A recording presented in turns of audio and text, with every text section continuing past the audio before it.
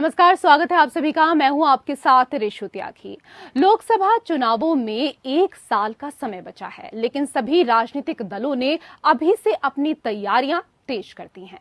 Mission 2024 के तहत BJP Uttar Pradesh की सभी 80 संसदीय सीटों पर जीत का लक्ष्य लेकर चल रही है। अगर बीजेपी एक बार फिर देश में अपनी सत्ता बरकरार रखना चाहती है तो उसको यूपी में बेहतरीन प्रदर्शन करना बेहद जरूरी है। ऐसे में पार्टी अपना ध्यान पश्चिमी उत्तर प्रदेश पर केंद्रित कर रही है, जहां पिछले चुनावों में उसको अधिक सफलता नहीं मिली थी। देखिए रिपोर्ट।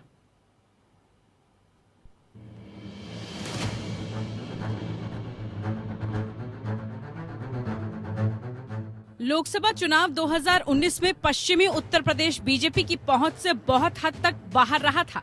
यहां की कुल 14 सीटों में से बीजेपी 7 सीटों पर ही जीत हासिल कर पाई थी, जबकि साल 2014 के लोकसभा चुनाव में बीजेपी ने यहां सभी सीटों पर जीत दर्ज की थी। 2019 में मुस्लिम बहुल सहारनपुर, संभल और रामपुर के अलावा दलित बहुल बिजनौर और नगीना में बीजेपी को हार का सामना करना पड़ा था। इसी का नतीजा है कि पार्टी अब अगले साल होने वाले लोकसभा चुनाव में अपनी जीत सुनिश्चित करने के लिए सियासी समीकरण साधने में जुट गई है। पूर्व और मध्य यूपी में पार्टी खुद को मजबूत स्थिति में पा रही है, लेकिन वेस्ट यूपी में अभी उसे एड़ी चोटी का जोर लगाना है। पार्टी किसी भी तरह से पश्चिमी उत्तर प्रदेश में विपक्ष के जाट और मुस्लिम समीकरण को मजबूत नहीं होने देना चाहती। पार्टी अपने अल्पसंख्यक मोर्चे के जरिए मुजफ्फरनगर में स्नेह मिलन सम्मेलन आयोजित कर रही है, जिसके माध्यम से बीजेपी मुस्लिमों को अपनी ओर आकर्षित करना चाहती है। पश्चिम उत्तर प्रदेश के अलग अलग लोकसभा सीट में इस सम्मेलन का आयोजन किया जाएगा, जिसमें केंद्रीय मंत्री और स्थानीय सांसद संजीव बालियान अल्पसंख्यक वर्ग के कई बड़े नेताओं के साथ मंच साझा करेंगे। इस सम्मेलन में करीब 1 लाख लोगों को बुलाया जाएगा। बीजेपी ने पिछले विधानसभा चुनाव में जाट मुस्लिम गठजोड़ को जरूर नाकाम कर दिया था, लेकिन खतौली के उपचुनाव में मिली हार से पार्टी ने सबक सीखा है। दरअसल साल 2022 में खतौली विधानसभा सीट पर उपचुनाव हुए थे, जिसमें पार्टी आरएलडी से हार गई थी। ऐसे में पार्टी को डर है कि साल 2024 में होने वाले लोकसभा चुनाव में अगर खतौली मॉडल एक बार फिर से सफल होता है तो यहाँ नुकसान संभव है। पश्चिमी उत्तर प्रदेश में बीजेपी ने अपने सांसदों और विधायकों को बूथ का जिम्मा सौंप दिया है। सूत्रों की माने तो बीजेपी ने एक सांसद के जिम्मे 100 बूथ और एक विधायक के जिम्मे 25 बूथ सौंपे हैं। विधायक इन 25 बूथों पर जाकर लोगों से संपर्क साधेंगे। केंद्रीय मंत्रियों को भी क्षेत्र में प्रवास करने के लिए कहा गया है।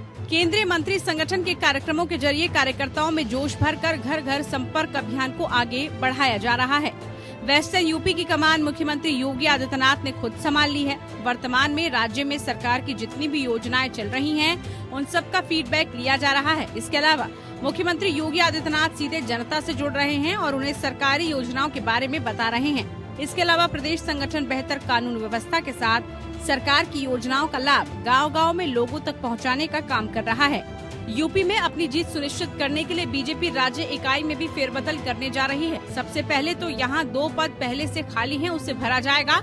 उसके बाद कुछ अन्य पदों पर भी नियुक्ति की जाएगी। संगठन में काम करने वाले कुछ नेताओं का प्रमोशन भी हो सकता है। राज्य में कई ऐसे मंत्री हैं जो संगठन का पद लेकर बैठे हैं। इन नेताओं के पद पर नए लोगों को जिम्मेदारी दी जाएगी। जिला और महानगर स्तर पर नगर निकाय को भी फोकस में रखते हुए पार्टी 40 से ज्यादा जिलों में अध्यक्ष बदले जा सकते हैं। बीजेपी ने गुजरात में पन्ना समितियों के सहारे बड़ी जीत हासिल की थी। अब पार्टी यूपी में यही प्रयोग करने जा रही है। बूथ लेवल पर पार्टी को अधिक मजबूत करने के लिए पार्टी पन्ना समितियों का गठन कर सकती है। पहले पन्ना प्रमुख बनाए जाते थे, अब पन्ना समितियां बनाई जाएंगी। पन्ना समिति का निर्माण मतदाता सूची के एक पेज यानी पन्ने पर जितने वोटर्स के नाम दर्ज हैं, उन तक पहुंचने और अपनी बात घर घर तक पहुंचाने के लिए किया जाता है। अगर पन्ना समितियों का गठन होता है तो ब्लॉक स्तर पर पार्टी के संगठन को और बड़ा करना पड़ेगा। Bureau report, APN news. तो साल 2022 में खतौली विधानसभा सीट पर उपचुनाव हुए थे, जिसमें पार्टी आरएलडी से हार गई थी। ऐसे में पार्टी को डर है कि साल 2024 में होने वाले लोकसभा चुनाव में अगर खतौली मॉडल एक बार फिर सफल होता है तो यहाँ नुकसान संभव है, और इसी को लेकर चर्चा करेंगे। चर्चा करने के लिए पैनल में खास मेहमान हमारे साथ जुड़ चुके हैं। सबसे पहले उनका परिचय आपसे करा देते हैं। हमारे साथ वैभव अग्रवाल, प्रवक्ता बीजेपी, जुड़ चुके हैं। वैभव जी, बहुत बहुत स्वागत है आपका। हमारे साथ प्रोफेसर भुवन भास्कर जोशी, प्रवक्ता सपा, जुड़ चुके हैं। आपका भी बहुत बहुत स्वागत। हमारे साथ इंद्रजीत सिंह टीटू, राष्ट्रीय महासचिव रालोद, जुड़ चुके हैं। सर, आपका भी बहुत स्वागत है। और हमारे साथ आरबी उपाध्याय जी, जो कि राजनीतिक विश्लेषक हैं, आपका भी बहुत बहुत स्वागत।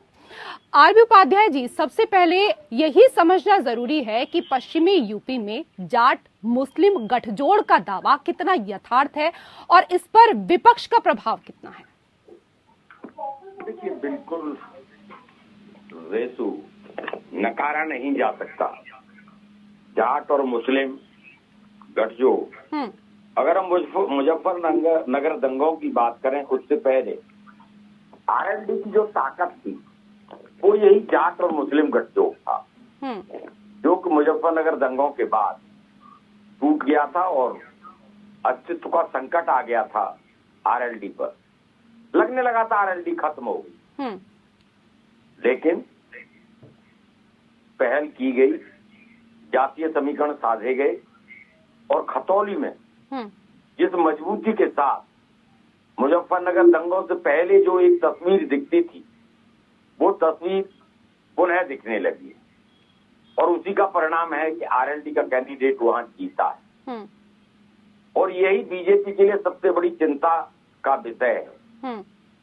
अगर जाट और मुस्लिम दोनों एक होकर आरएलडी को या समाजवादी पार्टी को, इसमें एक बहुत बड़ा कारण समाजवादी पार्टी के साथ गठबंधन की रहा। जो मुस्लिम वोट बैंक कहीं न कहीं समाजवादी पार्टी के साथ था और है, ऐसा दिख रहा है इस विधानसभा चुनाव में भी। वैभव जी, चिंताएं बढ़ रही हैं आपकी पश्चिमी उत्तर प्रदेश में, क्योंकि कहा भी जाता है कि बड़ी कठिन है डगर पश्चिमी उत्तर प्रदेश की। नमस्कार। देखिए, पश्चिमी उत्तर प्रदेश क्या है, इसमें अभी तो हम जाटों की बात कर रहे हैं, अभी हम मुस्लिम समीकरण की बात कर रहे हैं। पश्चिमी उत्तर प्रदेश में एक बहुत बड़ा तबका है गुजरों का भी, और पश्चिमी उत्तर प्रदेश में एक बहुत बड़ा तबका है जो कि मिली जुली सोसाइटी भी है। तो मिली जुली सोसाइटी में ऑल्सो बड़ा जबरदस्त एक कॉम्बिनेशन हो जाता है। इसको समझने के लिए आप समझे कि कांग्रेस का पहले इमरान मसूद से उनको हटाया, अब उसके बाद सपा के वहां से हैं, चलो ठीक है, अभी वहां पे वीरेंद्र चौधरी हैं, अभी वहां पे बहुत बड़े बड़े नेता हैं। मैं लिस्ट अगर फेरस्त लूंगा तो वो लोकल लेवल के चुनावों की तरह बन जाएगा। तो बेसिकली मैं आपको ये बताऊं कि अगर पश्चिमी उत्तर प्रदेश मेरी लोकसभा की आज से 5 साल पहले प्रेपरेशन तो मैं सहारनपुर करता, ठीक है, तो मैं भली भांति वहाँ की ज्योग्राफी से परिचित हूँ और काफी लोगों से परिचित भी हूँ, और ये भी पता है कि सहारनपुर यदि सपा के कोई नेता जाते हैं तो वो सागर रत्ना में रुकते हैं। भुवन जी मुस्कुराएंगे उस बात। ठीक है, बात को सर गोल गोल ना घुमाइए। मैंने तो सिर्फ आपसे एक लाइन में पूछा कि भाई बड़ी कठिन है डगर पश्चिमी उत्तर प्रदेश की, क्योंकि 2019 की अगर बात की जाए तो 2019 में 14 सीटों में से पश्चिमी उत्तर प्रदेश की आपको 7 सीटें ही मिली थी, तो मेहनत तो करनी होगी यहाँ पर ज्यादा। मैं केवल अपना एक राजनीतिक स्ट्रैटेजी जो है वो न बता के मैं केवल उस मुद्दे पे रहना चाहता हूँ कि हाँ, डगर थोड़ी सी मुश्किल है, कोई दिक्कत नहीं है। वहाँ पे बहुत सारे लोग हैं, वहाँ पे पंजाबी इन्फ्लुएंस बहुत है, वहाँ पे जाट है, वहाँ पे मुस्लिम है, वहाँ पे गुजर है, वहाँ पे एक मिक्स कम्युनिटी है, बढ़िया कम्युनिटी बड़ी अच्छी है वहाँ पे। अभी सहारनपुर शहर से एक बनिया भाई हैं हमारे जो एमएलए हैं। तो क्या है कि मैं आपको बताऊं कि उस एरिया में पहले क्योंकि हमारी 7 सीटें हमने खोई थी, उसका रीजन ये नहीं है कि भाजपा को वहां पे डर है या नहीं है। पिछली बार जब 7 सीटें खोई थी तो हमारे पास हमारी थोड़ी सी इन फाइटिंग थी वहाँ पे एरिया में। देखिए वीरेंद्र चौधरी तो ये स्नेह मिलन अभी क्यों याद आ रहा है? पहले क्यों स्नेह मिलन आपको याद नहीं आया वैभव जी? बहरहाल ठीक है, मैं आऊंगी आपके पास, मैं आऊंगी। बाकी गेस्ट भी हैं हमारे साथ। जोशी जी, आपने रामपुर जैसा गढ़ गवाया, परंपरागत फैक्टर बदल रहे हैं, क्या पश्चिमी यूपी का मैदान बदल रहा है? देखिए, मैं इसका कहना चाहता हूँ यशु जी, 2 उपचुनाव के परिणाम आए, मैनपुरी का, खतौली का, ये उपचुनाव था। और उपचुनाव एक तरह से सेमीफाइनल माना जाता है लोकसभा। और जब ये परिणाम आया तो निश्चित तौर पे यह है कि जो हमारे नेता माननीय अखिलेश यादव जी ने कहा था कि जो मैनपुरी का मॉडल है वो देश की दिशा और दशा तय करेगा। और मैनपुरी का जो मॉडल है वो क्या है, मैं आपको बताना चाहता हूँ। वो है नफरत की राजनीति का अंत का, वो है आपसी भाईचारे का, सौहार्द का, और उत्तर प्रदेश के विकास का मॉडल। ये मैनपुरी मॉडल आपका रामपुर मॉडल क्यों फेल हो गया? ऐसे जो अच्छा आपने प्रश्न करा मुझसे। निश्चित तौर पर वहाँ की जो सोशल साइट है वो पलटी पड़ी है। किस प्रकार जो प्रशासन था वहाँ का, वो चुनाव से लोगों को निकलने के लिए प्रेरित नहीं कर रहा था, बल्कि वो वोट न कर पाए ये कर रहा था। और इसकी हमने लिखित शिकायत भी चुनाव आयोग को दी है विस्तृत। ये हमारा जो दायित्व था। लेकिन निश्चित तौर पर हम खुशी की बात यह है कि मैनपुरी के, चलिए शुक्र है आपने इस बार बीजेपी पर आरोप नहीं लगाया, बीजेपी पर ठीकरा नहीं फोड़ा है।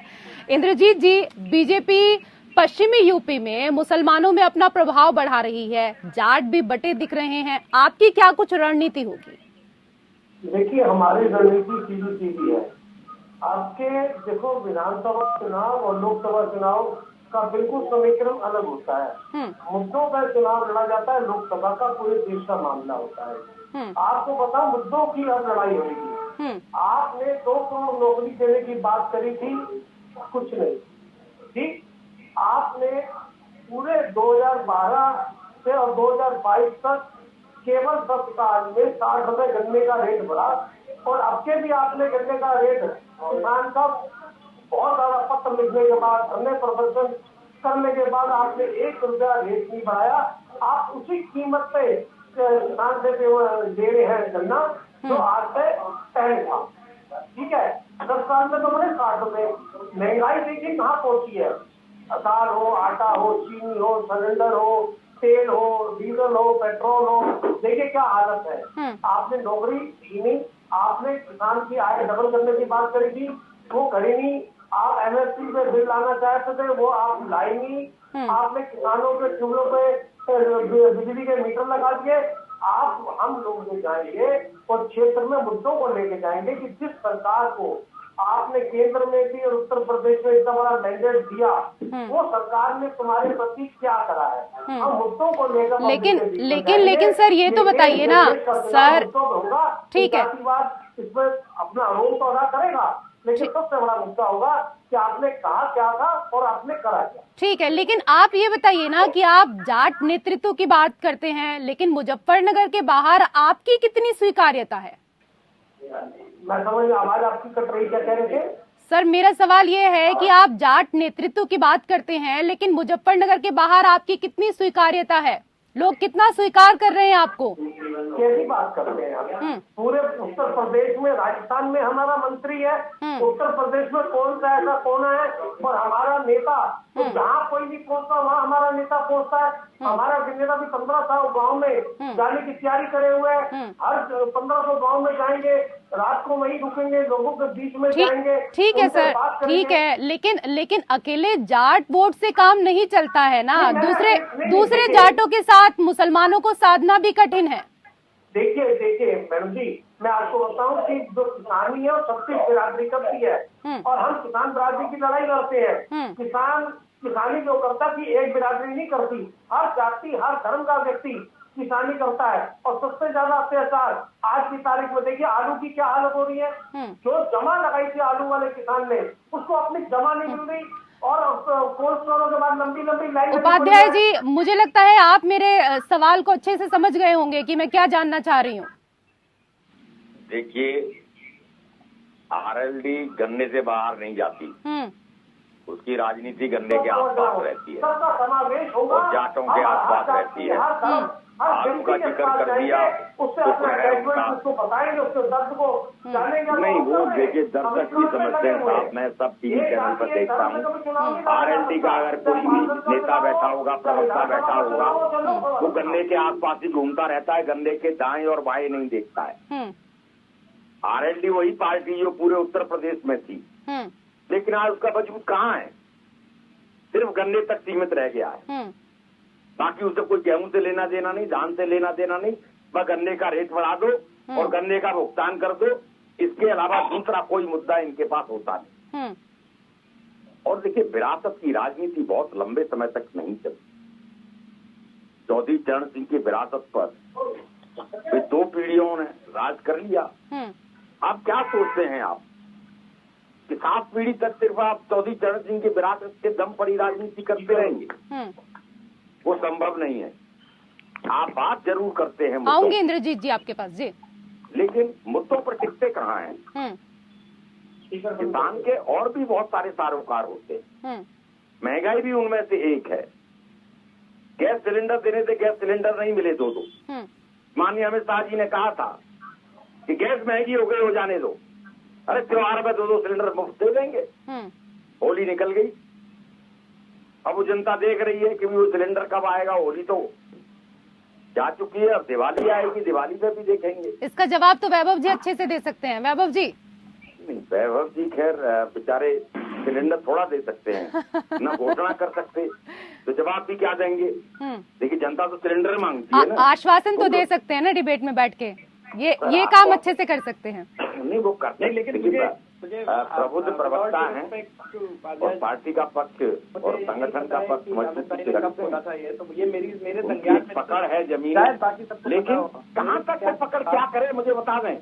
जब जनता कहेगी सिलेंडर कहाँ है, इसमें तीरानी गले में लटका घूमती 3 सिलेंडर। अब वो अखिलेश यादव ने वहां अमेठी में जाके कह दिया। तो परिस्थितियां उतनी साधारण नहीं है कि भी हम मिलन समारोह करा लें।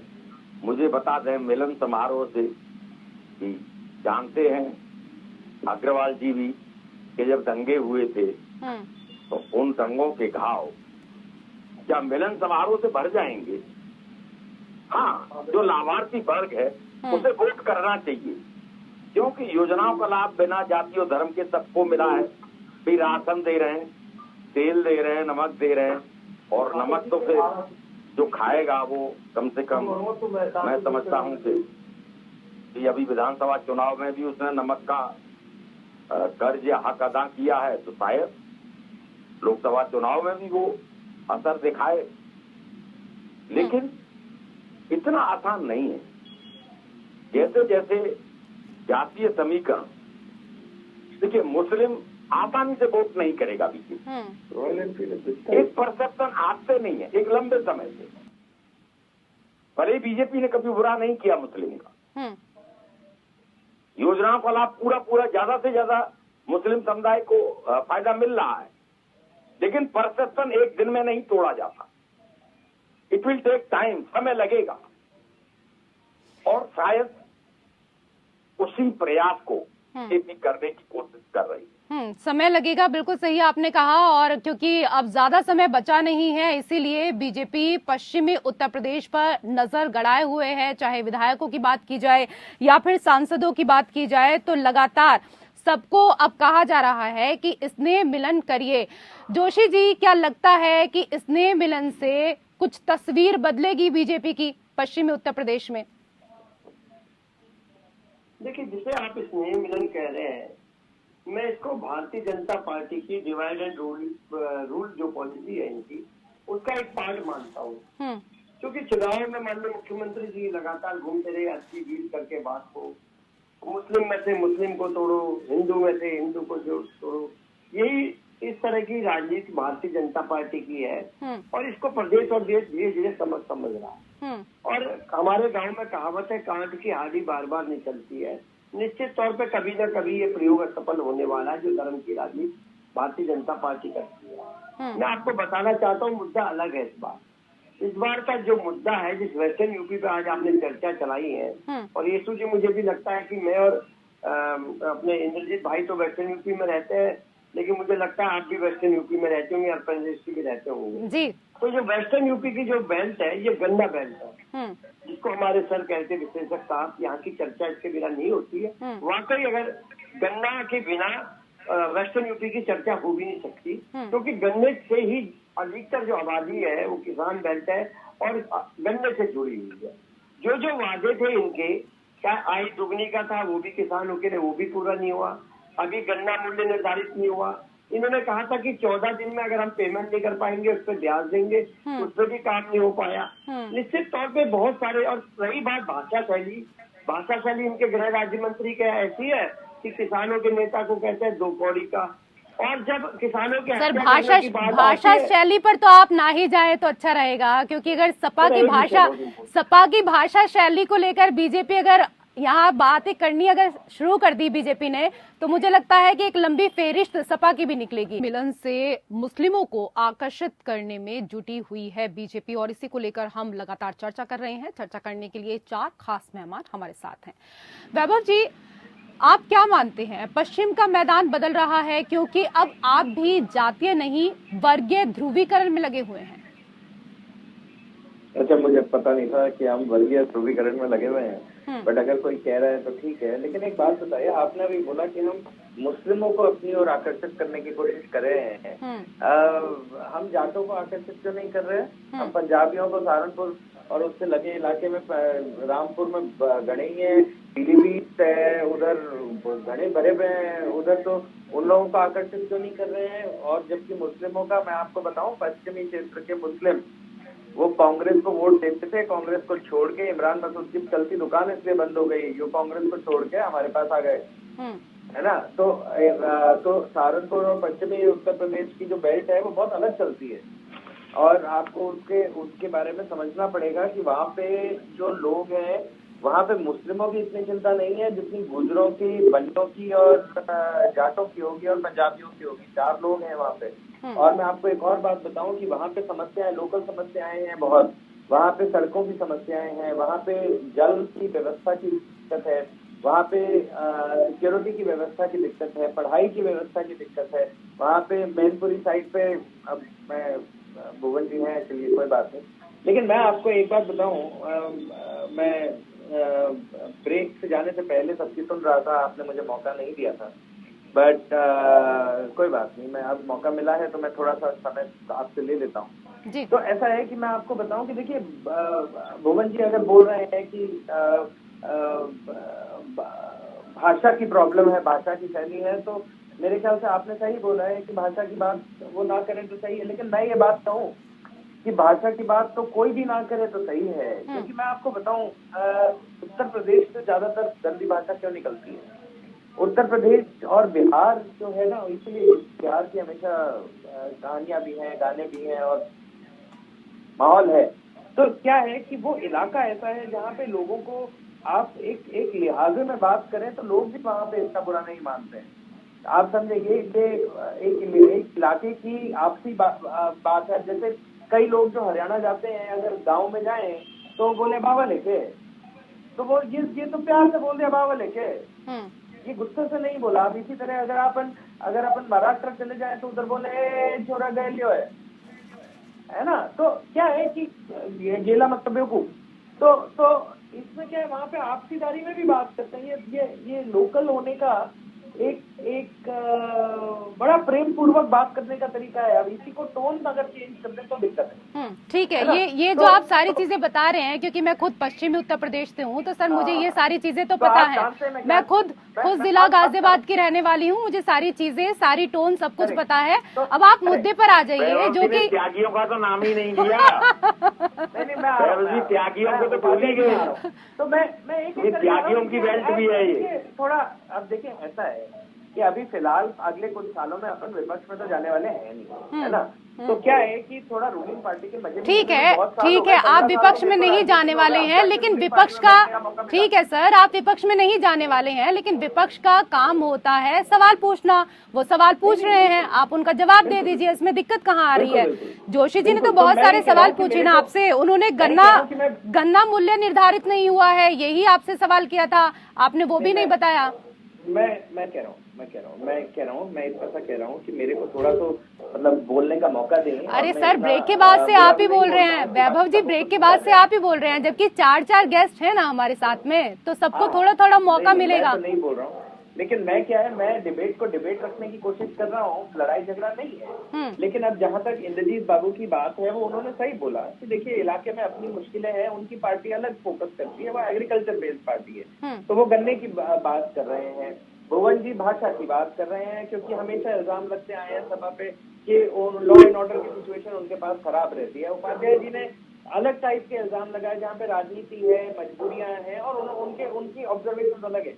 अब मैं आपको बताऊं कि करीब 30,000 करोड़ रुपए गन्ना के जो बकाया थे वो पे किए उत्तर प्रदेश सरकार ने, और अभी भी पैसे जारी है, दिए जा रहे हैं। ठीक है, लोकल स्तर पे सड़कें बनाई गई, पश्चिमी उत्तर प्रदेश को सड़कों से जोड़ा गया, रेल से जोड़ा गया। सहारनपुर पश्चिमी उत्तर प्रदेश में सबसे बड़ा जंक्शन है पंजाब और नॉर्थ इंडिया के लिए, उत्तर भारत और नॉर्थ इंडिया और वेस्ट के लिए कनेक्टिविटी के लिए।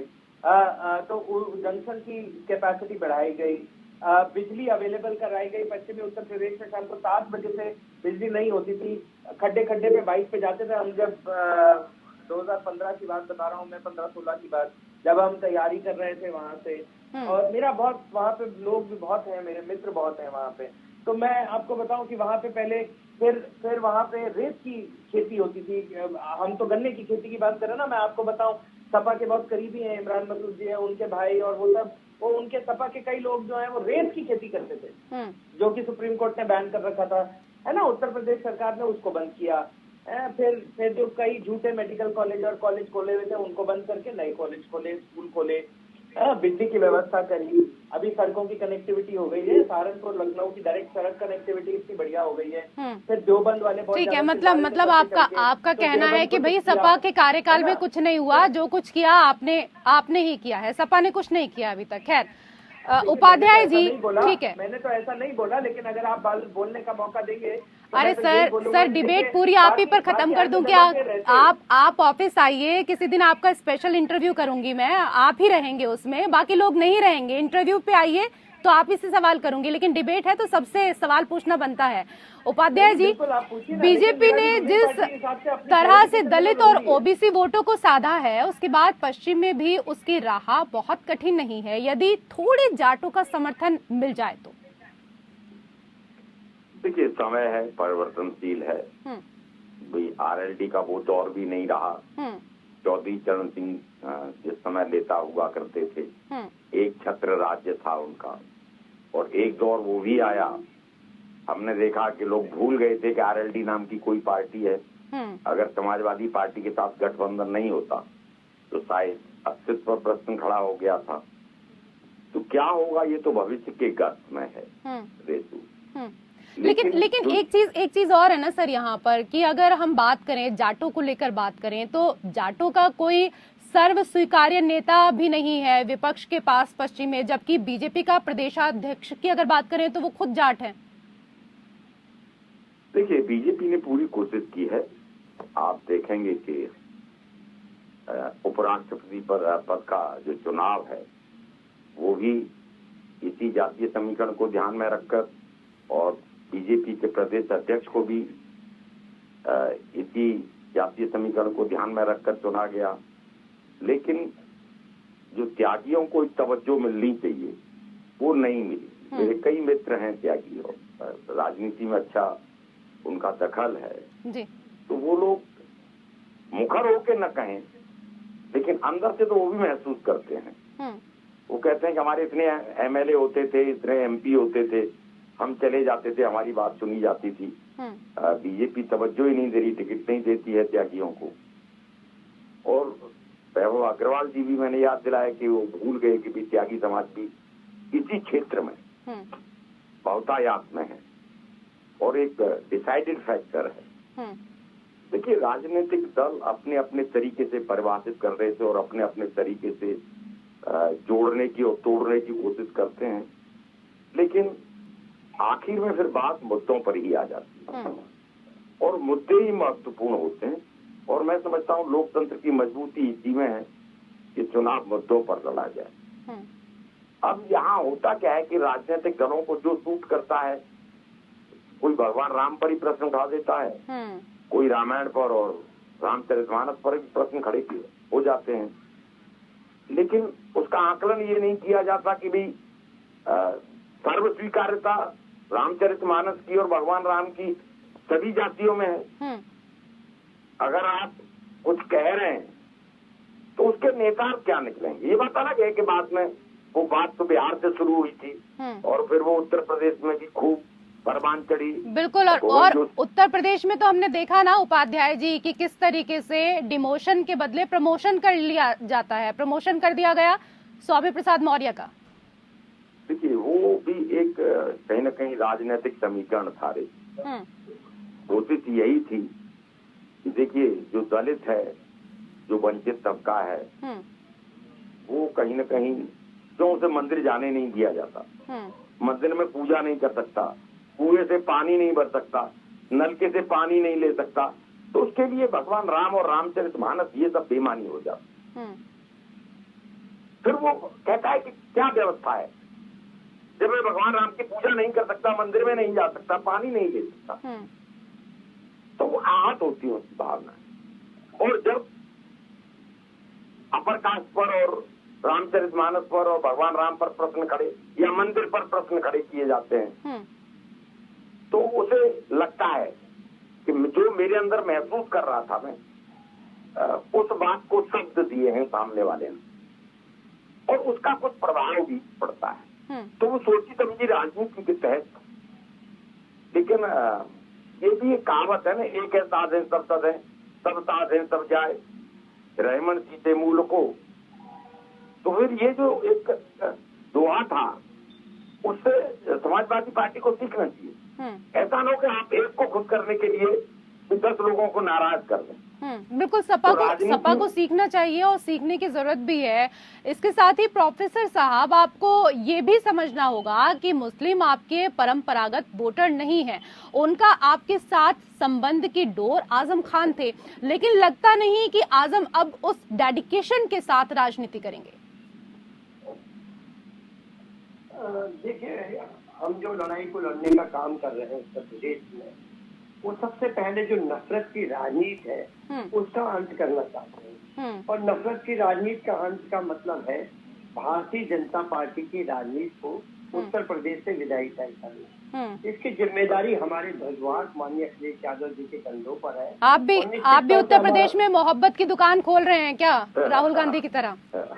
जी, हम तो चाहते हैं कि मोहब्बत के दुकान नहीं, मोहब्बत के शोरूम हो और मोहब्बत की बात। और मैनपुरी से तो हम पूरे देश में फ्रेंचाइजी दे रहे हैं मोहब्बत की, पूरे देश को फ्रेंचाइजी दे रहे हैं। ये काम हम माननीय अखिलेश यादव जी के नेतृत्व में कर रहे हैं। तो ये तो अच्छी बात है, मोहब्बत होनी चाहिए। वो नफरत इस देश के स्वभाव में, डीएनए में नहीं है मैम। इस देश के डीएनए में अगर आप पाएंगी तो मैम आप पाएंगी कि इस देश के डीएनए में प्यार और मोहब्बत है।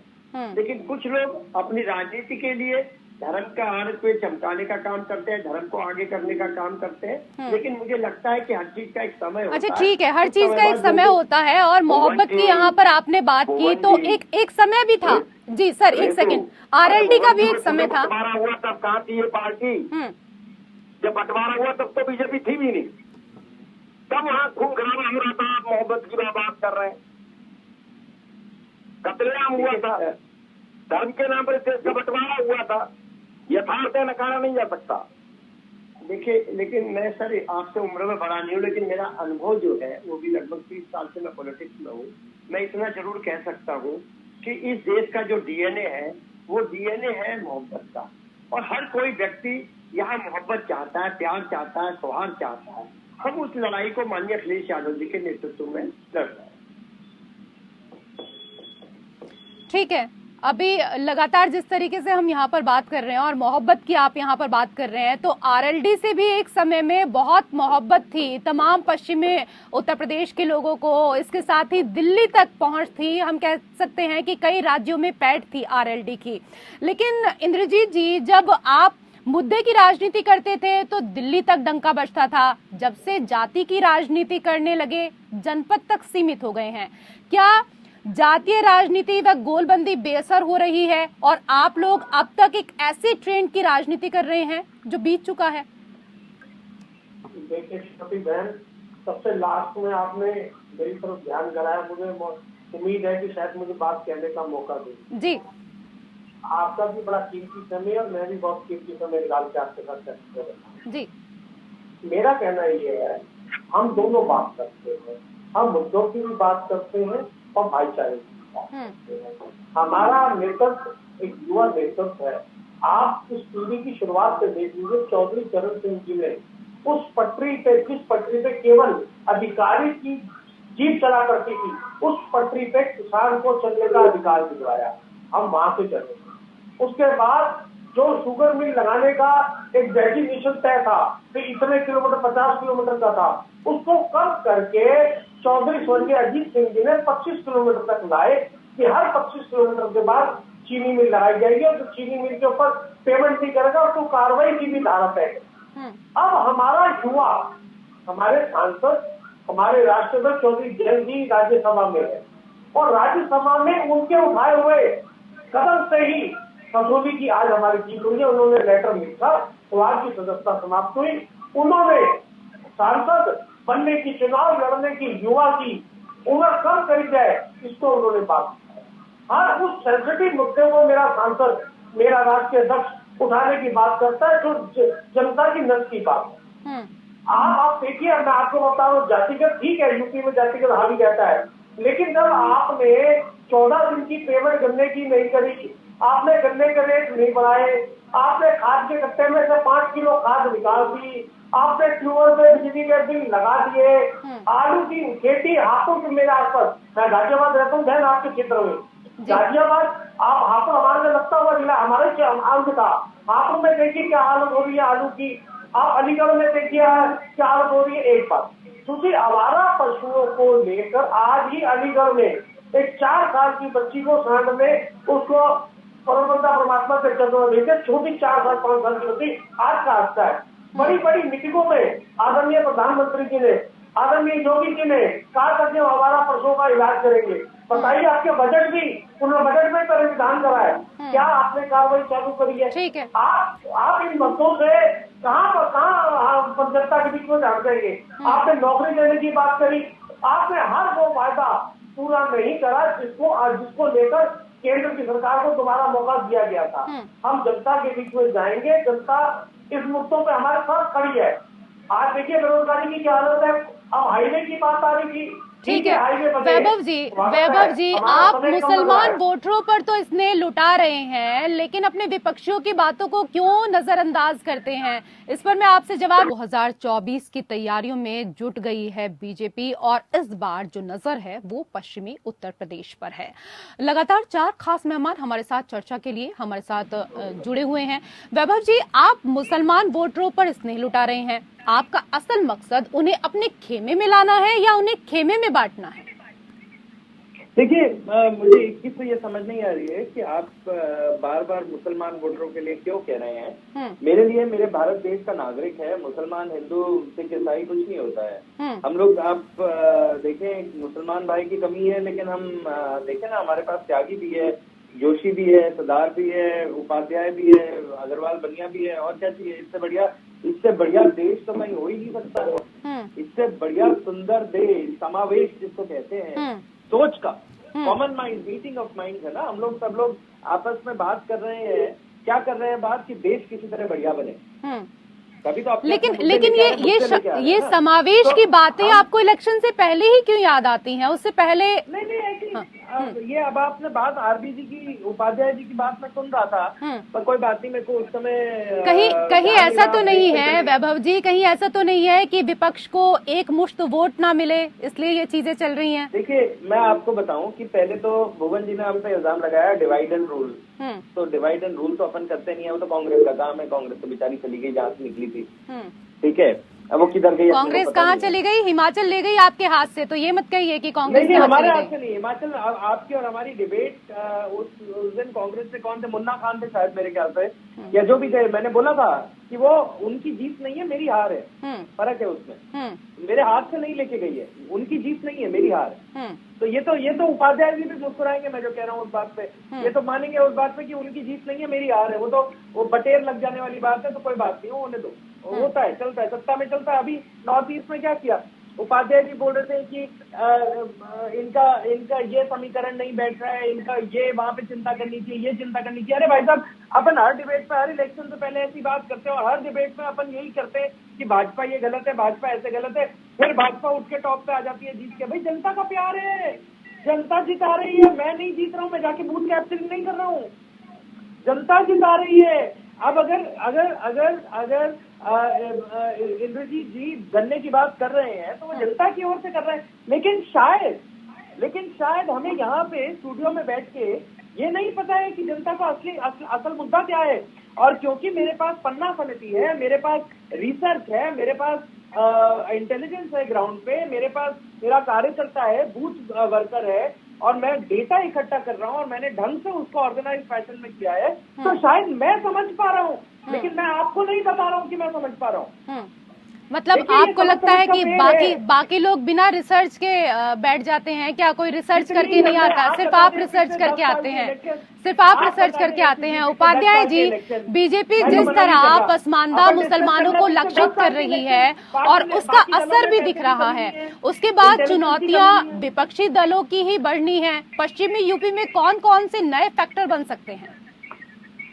देखिए, ये तो वक्त बताएगा किसकी चुनौतियां बढ़ेंगी, किसके लिए राह आसान होगी, लेकिन वैभव अग्रवाल जी ने एक बात मानी, बहुत अच्छा लगा कि जनता जिता रही है। तो अग्रवाल साहब, अरे 70 साल कांग्रेस को भी जनता ने जिताया था, कांग्रेस भी अपने आप सत्ता में नहीं आ गई थी, उनके पास भी आंकड़े थे, उनका भी कुछ इंजीनियरिंग थी, तभी तो जनता ने 70 साल उनको आशीर्वाद दिया। बिल्कुल सही बात है। और अखिलेश यादव भी मुख्यमंत्री बने तो जनता ने ही प्यार लुटाया ना, तभी मुख्यमंत्री बने, अपने आप तो नहीं बन गए ना। मैं रेतु उसी बात पे आ रहा था। अग्रवाल साहब कहते हैं हमें जनता का प्यार, तो इसी जनता ने 70 साल कांग्रेस को प्यार किया, मान लीजिए। इसका मतलब आप जनता का अपमान कर रहे हैं जब आप कहते हैं कि कांग्रेस ने बर्बाद किया। लेकिन जनता बेवकूफ थी, 70 साल उनको चुनती रही, आशीर्वाद देती रही। दूसरा, अभी मोहब्बत का शोरूम और अभी दुकान खोलने की बात आ रही थी, तो मैं अग्रवाल जी को कहूंगा कि कश्मीर में 2-4 मोहब्बत की दुकानें, 2-4 मोहब्बत के शोरूम कुछ कश्मीर में खुलवा दें और कुछ पाकिस्तान में, कुछ बांग्लादेश में। पॉइंट भूल गया था इसी बात पे, मैं इसी बात पे पॉइंट भूल गया था। एक राजनीतिक पॉइंट तो बोलने दीजिए। देखिए एक बात पे इंद्रजीत जी आपके पास ही आऊंगी इस बार जी। ये इजाजत है आपसे इजाजत है, मैं भूल गया था। देखो, ये भुवन जी पे मेरा वार रहेगा, मैं सारी डिबेट पे कुछ नहीं बोल पाया, मेरे को दिमाग में नहीं आया, तो एक पॉइंट तो मैं बोलूंगा। देखिए ऐसा है, दिखा दिया कि दुकान खोलने की बात से राजनीतिक दल ने ये दिखा दिया कि राजनीति राज्य की नीति नहीं है, व्यापार का मुद्दा है। अरे साहब, जरूरत है, जम्मू कश्मीर में खून खराबा हो रहा है, कश्मीरी पंडितों की टारगेट किलिंग हो रही है। प्रेम के साथ और जनता के साथ आप व्यापार थोड़ी कर सकते हैं, राजनीति का व्यापार थोड़ी चला सकते हैं। ठीक है इंद्रजीत जी, वहाँ 2-4 शोरूम और 2-4 दुकानें इन्हें जगह अलॉट कर दें कश्मीर में। अब तो 370 खत्म हो गई है। और ठीक है, आपके पास आएंगे। इंद्रजीत जी बहुत देर से कुछ बोलना चाह रहे हैं। जी सर। जी, मैं ये कह रहा था, इन्होंने जितनी भी बातें छोटी बहन मैंने कही, उनका कोई भी आपको बीजेपी के प्रवक्ता की वैभव जी की तरफ से कोई जवाब आपको प्रॉपरली मिल पाया क्या? मेरी बातों का वो खंडन कर पाए? ठीक है, आज जैसे उपाध्याय जी बता रहे हैं कि यार जनता का अपमान कर रहे हो, मैं 1000% तो उपाध्याय जी की बात से सहमत हूँ। अगर जनता आपको ट्रस्ट कर रही है, आप पे तो आपको मैंडेट दे रही है, इसका मतलब आप जनता का अपमान कर रहे हैं। आप चाह रहे हो हम काम करें तो भी, ना करें तो भी जनता तो हमारे को वोट नहीं देगी, ये माने बैठे हैं। अब के ऐसा होने वाला छोटी बहन नहीं है। जनता बहुत त्रस्त है हर तरीके से। मैं बीच में मेरी बात रहेगी, आपने कहा ब्रेक के बाद बात करेंगे। आपने हाईवे की बात करी, आपने बड़ी बड़ी सड़कों की बात करी, आपने क्या करा जनता के साथ? आपने डीजल और पेट्रोल के ऊपर तेज लगाकर आपने पैसे चार्ज करे कि हम इंफ्रास्ट्रक्चर बना रहे हैं, ये सब चीजें कर रहे हैं। फिर उसके बाद जब आपने डीजल और पेट्रोल पे टैक्स ले लिया, फिर उसके ऊपर इतने बड़े बड़े आपने टोल टैक्स लगा दिए। एक चीज के लिए तो एक जुल्म के लिए 2 सजा कैसी हो सकती है? आपने दिया इंफ्रास्ट्रक्चर, स्वागत है आपका, लेकिन आप डीजल और पेट्रोल के रेट भी कम नहीं करेंगे, आप उसके ऊपर टोल टैक्स भी लेंगे, ये कैसे चलेगा? आप देखिए हालात क्या है। जैसे आज डीजल और पेट्रोल की क्या हालत है। अभी मैं एक आपको छोटी बहन बताता हूँ, अभी पंजाब के मुख्यमंत्री जी ने अभी 28 फरवरी से पहले 20 फरवरी के बाद एक घोषणा करी। सर हम आएंगे डीजल पेट्रोल पर आएंगे, लेकिन हम इस वक्त पश्चिमी उत्तर प्रदेश की बात कर रहे हैं। सर आप ही से सवाल है, सर आप ही से सवाल है। बात कहते कंप्लीट कर रहा हूँ, थोड़ी सी बात कहते कंप्लीट कर रहा हूँ। इस देश की अर्थव्यवस्था का 70% किसानी के ऊपर निर्भर करता है। वो समय था जब अपने खाने के लिए भी अनाज हम फॉरन से मंगाते थे। आज हम अपने पर इंडिपेंडेंट है, हम दूसरे देशों को भेजते हैं क्योंकि हमने किसानों को मदद करी, उनकी मदद करी। अभी पंजाब सरकार में 40 से 50% जितने भी किसान भाई कोई भी यंत्र, कृषि यंत्र खरीदना चाहते हैं, उनके पास से आवेदन कीजिए 28 फरवरी से पहले और उनको उस पर छूट दी जाएगी। क्या हमारे उत्तर प्रदेश की सरकार पता नहीं पंजाब सरकार के प्रवक्ता है, राष्ट्रीय लोकदल के बजट नहीं है, क्या वो किसानों की इंफ्रास्ट्रक्चर इस तरीके की छूट नहीं दे सकते? खास में अच्छा ठीक है सर, जब पंजाब पर डिबेट करेंगे तो आपको बुलाएंगे उसमें, लेकिन अभी हम पश्चिमी उत्तर प्रदेश की बात कर रहे हैं। जाटों और मुस्लिमों की हम यहाँ बात कर रहे हैं। सर आप ये बताइए कि बीजेपी ने एक जाट भूपेंद्र सिंह चौधरी को अपना प्रदेशाध्यक्ष बनाया है। बीजेपी नियमित तौर पर पश्चिमी उत्तर प्रदेश में सक्रिय रही है। इससे जाट वोट बैंक किस तरह से और कितना प्रभावित होगा, और आप लोगों की क्या रणनीति है? देखिए मैं आपको पहले बता चुका हूँ, केवल एक किसी भी जाति और धर्म से ना पार्षद, ना विधायक, ना एमपी का चुनाव लड़ा जाता है। मैडम आप समझने की कोशिश कीजिए छोटी बहन, हर जाति हर धर्म का इन्वॉल्वमेंट होगी। हमें हर एक के पास पहुंचना पड़ेगा, हम हर एक के आपसी भाईचारा दिखाना पड़ेगा, तभी हम कुछ कर पाएंगे। दूसरी बात ये कि आप कैसे कर सकते? अभी हमें खटौली में अगर हमें जीते हैं और हम मैनपुरी में जीते हैं तो क्या केवल हमारे को जाटों का वोट मिला है, बाकी समाज का वोट नहीं मिला? हमारे 9 विधायक हैं, क्या इन 9 के 9 विधायकों को केवल जाटों ने वोट दिया है, बाकी अदर कास्ट ने वोट नहीं दिया है? ये कैसे आप कह सकते हैं? किसानी 36 बिरादरी करती है और हम किसानी की बात करते हैं, अन्नदाता की बात करते हैं। यही हमारा मुद्दा स्वर्गीय चरण सिंह जी हमें हिरासत में लेके गए, इस मुद्दे पे हम लड़ाई करेंगे। कितने जीते कितने आप सहमत हैं? चलते चलते आखिरी सवाल उपाध्याय जी। मैं देखिए 36 बिरादरी सिर्फ मुजफ्फरनगर या शामली के आसपास ही नहीं रहती, पूरे उत्तर प्रदेश में रहती हैं, पूरे देश में रहती हैं। तो वो 36 बिरादरी पूरे देश में और पूरे प्रदेश में क्यों नहीं चुनती हैं इनके एमएलए? इनके एमएलए सिर्फ जाट बाहुल्य इलाकों में ही क्यों चुने जाते हैं? इनकी जीत जाट बाहुल्य इलाकों में ही क्यों होती है? सवाल तो वाजिब है। प्रश्न बहुत सारे हैं इंद्रजीत जी। मेरे ख्याल से तो यह इससे अच्छा है कि जो आप पंजाब की वकालत कर रहे थे तो उनके प्रवक्ता हो जाए तो ज्यादा सुविधा रहेगी। दर्शक मेरी बात को डाइवर्ट कर दिया, आपने मेरी बात को डाइवर्ट कर दिया। मैंने ये बोला है जब दूसरी सरकारें मुझे लगा कि आपकी दरअसल करने वाले 2024 आप मेरी बात को डाइवर्ट क्यों कर रहे हो? नहीं, बड़ी अच्छी बात है। देखिए हमारी शुभकामनाएं सबके साथ, कोई हो न हमें क्या हानि, कोई भी चीज हमें तो पत्रकारिता करनी है।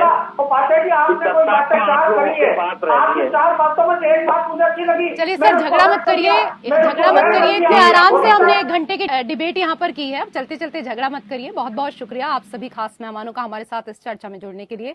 और इसी के साथ लोकतंत्र में फिलहाल इतना ही। नमस्कार।